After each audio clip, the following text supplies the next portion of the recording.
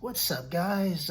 This is PWA30 coming at you once again, and you haven't seen me in a long time, but I had to come back and do a video for my review for Mortal Kombat that just came out recently. Now, I'm a big fan of Mortal Kombat. I've played pretty much every single video game for Mortal Kombat. The only game that I didn't play was Mortal Kombat Armageddon, but I've played all the others from Mortal Kombat 1 all the way to Mortal Kombat 11. And I was a huge fan of the original Mortal Kombat movie that came out back in 1995. At that time, I was only 16 years old when that movie came out. And I thought that movie was well done. And I was disappointed in the sequel, Mortal Kombat Annihilation. I thought that movie was not very good. So, after waiting for 24 years, we finally get another Mortal Kombat movie. And I know as a fellow Mortal Kombat fan that, we've waited a long time for a new movie and our expectations were pretty high. Now, overall, first of all, this will have spoilers in this video review, so I'm just letting you know right now there will be spoilers. So, overall,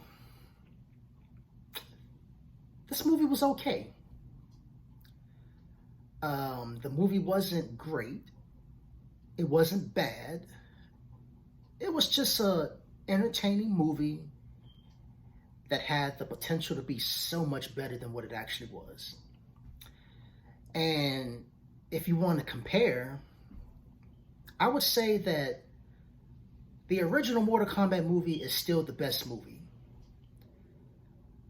I will say that this new Mortal Kombat movie is better than Mortal Kombat Annihilation, but it still doesn't match up to the original movie.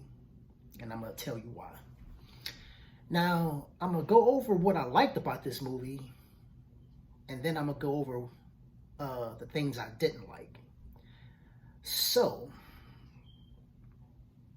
right off the bat, first 10 minutes of the movie was awesome. You go into the backstory with Hanzo Hasashi and Bihan, and the way that whole scene played out was perfect. It was a lot of tension. You can feel the hatred that Hanzo had for Bihan because Bihan killed his wife and his son. So the movie started off great.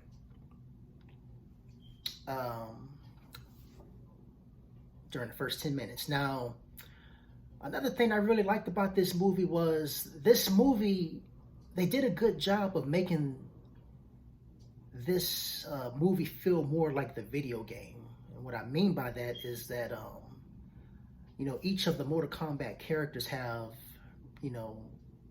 special moves and special powers. And they did a good job of putting that in the movie. Like, for example, Liu Kang having his fire attacks, Kung Lao having his hat, and being able to teleport. They kind of changed Kano a little bit on how he got his laser eye, but I didn't mind the change. They did an excellent job with Sub-Zero and Scorpion. I felt that, especially with Sub-Zero, he was pretty much the main villain in this movie. And the way they did his ice powers was well done. Special effects for that were really good. You don't really get to see Scorpion that much in this movie. He's basically at the beginning of the movie and the very end, and that's it. I was kind of hoping to see more of Scorpion, but what I saw of him was entertaining and I liked it. I just wanted to see more of him. As for some of the characters, obviously Sub-Zero and Scorpion. Sub-Zero was played by Joe Taslim, and Hiroyuki Sanada played Scorpion. both of those characters. Both actors are veteran actors who have been in many movies, and I was glad that they picked two actors that were, experienced and knew the martial arts. And it shows, because they seem to be on a whole nother level compared to most of the other characters in the movie. Now, special effects in the movie were pretty good for the most part. Not perfect, but pretty good. And what else did I like about this movie? The fight scenes between Sub-Zero and Scorpion, they were the highlights of the movie. They were well done, choreographed really well. No complaints there.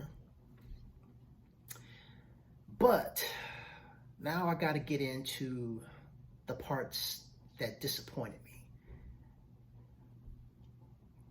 When you watch a Mortal Kombat movie, you're expecting a tournament. When they showed us the trailer for this movie, they made it sound like, it was going to be a tournament for the fate of the world. And unfortunately, in this movie, you don't get a tournament. Basically, this movie was a prequel to the tournament, and the tournament will be in the next movie. Now, the reason why this is a disappointment is, and the reason why the first Mortal Kombat movie is superior, is the first Mortal Kombat movie was about the tournament. The tournament was actually in the movie. And unfortunately, by not having the tournament in this movie, this new movie, this movie kind of had a similar format to Mortal Kombat Annihilation, which was basically a free-for-all, anything goes, no rules type of scenario. And I really don't like that format, and I'm going to tell you why. In the original Mortal Kombat movie that came out in 1995, because it was a tournament, all of the fight scenes had a 100% focus on the fighting. And what I mean by that is, if you look at the first movie, you had Sonya versus Kano, you had Johnny Cage versus Scorpion, you had Liu Kang versus Sub-Zero, you had Liu Kang versus Reptile, and Johnny Cage versus Goro. You also had and Liu Kang versus Shang Tsung at the end. Now, look back at that movie. Each fight was about, if you was to go by time, each of the main fights was at least 2 to 2.5 to 3 minutes long. And that gave enough time to give a fully fleshed out fight scene that was entertaining for the fans to watch. In this movie, the only fight scenes that were fully fleshed out was Sub-Zero and Scorpion's fights, and that was it. And Cole Young versus Goro to a lesser extent. All of the other fights in this movie, which was Jax versus Rico, Melina versus Sonya, Kung Lao versus Natara, and Liu Kang versus Cabal, those were all short fights that were, each fight was like at most maybe 15 seconds long. And as a fan of Mortal Kombat, we're watching a Mortal Kombat movie to see fights. And unfortunately, they cut us short on that in this movie. For example, Liu Kang versus Cabal was a very short fight. And I couldn't really get a good read on Ludi Lin because I didn't really get to see him do a lot of fighting in this movie. So I couldn't really see what he could really do because they gave him so limited screen time and such a short time on the fights. And the same with all the other characters. Natara, she was there just to get killed because All she did was fly around. She tried to swoop in and attack Kung Lao. Kung Lao jumped on her back, did his hat trick, and cut her in half with his and I will say the fatality that Kung Lao did was good, but there was no fight. I mean, as soon as it began, it was over. Jax versus Rico, another short fight, lasted maybe 10, 15 seconds at most. And that was it. Basically, they took all those fights and just made a big montage out of it. And that was not what I was expecting to see for this movie. I was expecting each fighter to have his matchup with his opponent, to have a good, detailed 3-minute fight. And if they would have stuck to that format, that would have made the movie so much better. Now, that was my main complaint, was that the fights were short. My other main complaint was the characters didn't really mesh well together. In the original Mortal Kombat movie, all the characters worked well with each other. You had Robin Shou, you had Lyndon Ashby, you had Bridget Wilson, you had Christopher Lambert, you had Hiroyuki Tagawa. Everybody played their part well, and they all worked well with each other. In this movie, some of the characters were okay. Like, I love Sub-Zero and Scorpion. They did great. Jax, he was all right, but he didn't really get much screen time. Sonya, she was okay. But my main complaints were Raiden. The guy that played him didn't really do a good job. He just didn't have that same charisma that Christopher Lambert had in the original movie. And the guy that played Shang Tsung in this new movie, he didn't have the presence that Hiroyuki Tagawa had in the original movie. You know, Shang Tsung was just basically just there, didn't really do much of anything. And the only thing that Shang Tsung did do was he killed Kung Lao, took his soul. That's the only thing he did in this movie. Other than that, he didn't do no fighting. And oh, don't even get me started on Reiko, whatever his name is.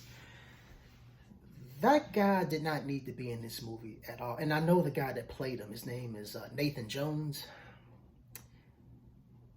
Basically, Nathan Jones plays the same character in every movie that he is in, which is the big, dumb muscle guy that just gets beat up by the main characters in the movie. Nathan Jones was in Troy. He got beat up pretty quick. He got killed very quickly by Brad Pitt in that movie.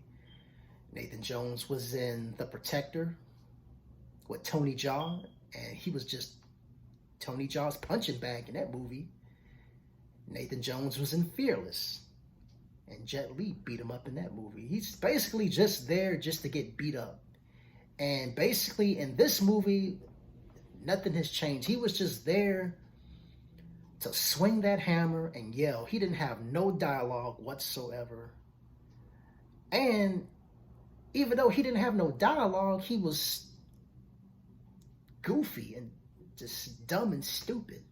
All he did was swing the hammer and yell. That's all he did. And then Jax killed him in a matter of 15 seconds. The fight was done.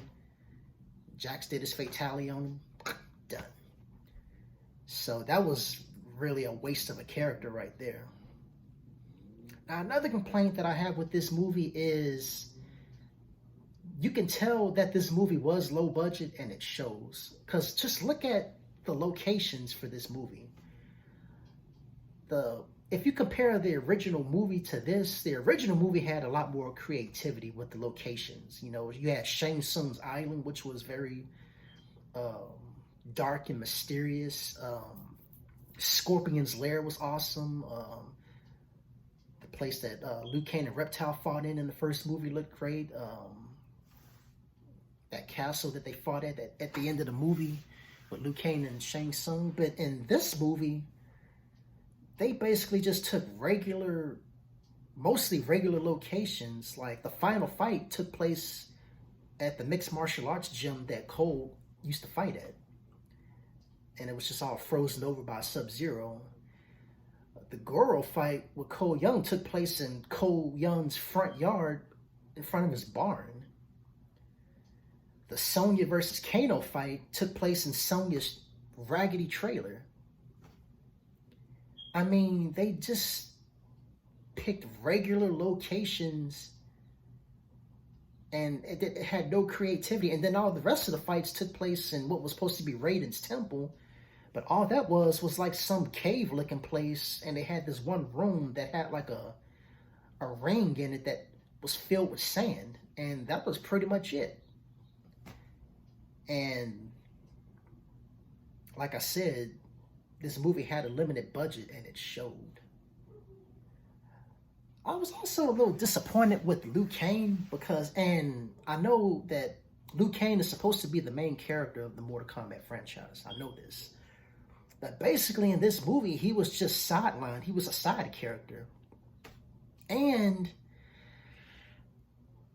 I wasn't really, they basically nerfed him. They made him look kind of weak in this movie. Because if you look at all his fights, first of all, Sub-Zero was about to kill him. Kung Lao had to jump in and save Liu Kang. And then Liu Kang was struggling against Cabal. Now, Liu Kang did end up eventually beating Cabal, but Cabal got a lot of good hits in on him. And if I'm honest with you, if I was to compare the Liu Kang from this new movie to the Liu Kang of the original Mortal Kombat movie, who was played by Robin Shou, and if you had those two fight, shoot, Robin Shou's Liu Kang will whoop his ass any day of the week. I mean, they just made Liu Kang look too weak in this movie. And I like Kung Lao, but you didn't really get to see much of him either. Most of his fights was just sparring matches with Cole Young. And when it was time for Kung Lao to fight, he killed his opponent so damn quick, which was Natara. So he didn't really get an actual main big-time fight scene because it was just a slaughter. He just quickly killed his opponent just like that. Sure, it was a flawless victory, but I wanted to see an actual fight. And then for him to get killed off shortly after that, that was kind of disappointing because I wanted to see more of him. I liked the actor that played him. His actor did a good job. I just wanted to see, I was hoping to see him in the sequel, unless they bring him back as a Revenant, but I don't know if they're going to do that. If they don't do that, then that's pretty much it for that character. So, like I said, this movie was entertaining. Kano, he was funny. He kept me entertained throughout the movie. Cole Young was kind of bland.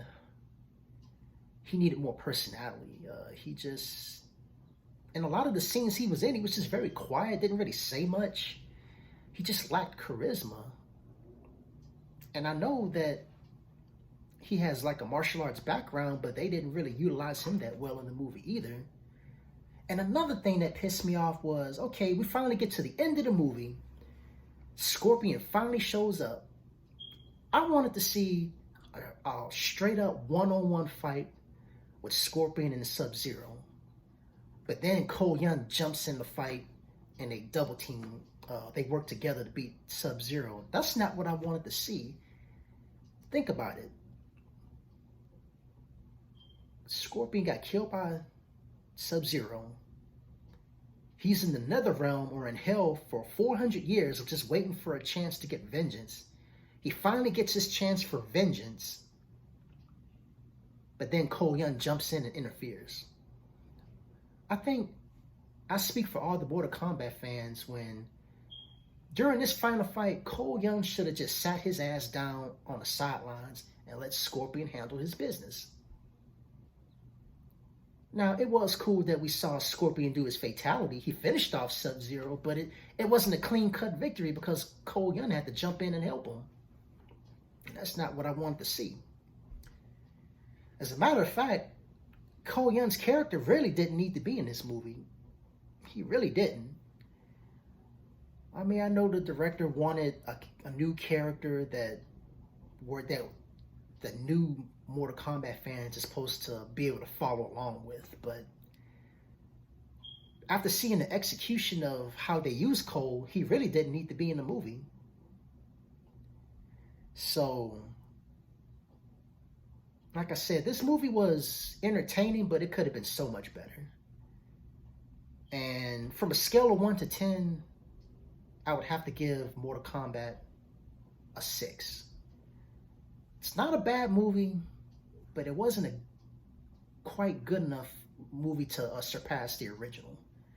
The original Mortal Kombat movie is still the best one. And hopefully, if somebody from Warner Brothers looks at this video, you need to get yourself a new writer, a new editor, and a different fight choreographer, and a different director. Have a stronger focus on the fight scenes. Don't shortchange us if you do a sequel. We will actually want a tournament this time. We want full-fledged fight scenes. If you give us that, then you can please everybody. I mean, you did good with the fatalities and the special effects. You just slacked off on the fight scenes. So that's pretty much all I got to say about that.